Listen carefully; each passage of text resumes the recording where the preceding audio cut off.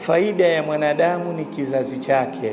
Siku ataondoka ulimwenguni, kuna mtu atasema rabbighfirli wali walidayya warhamhuma kama rabbayani saghira. Hiyo ndio faida yetu tu, haya mengine yote hayatusaidii.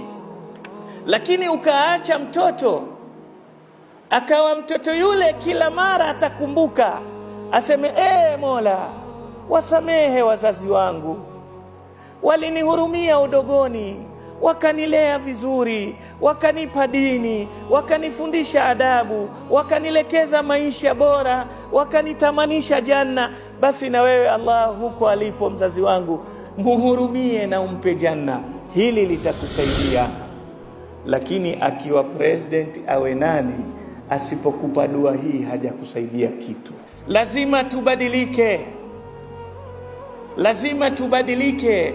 Tujue wakati wetu zaidi, hasa kina mama, taimu yenu zaidi iwe ni watoto wenu, isiwe ni mali yenu. Mali si yako, mali yako ni ile umekula, mali yako ni ile umevaa.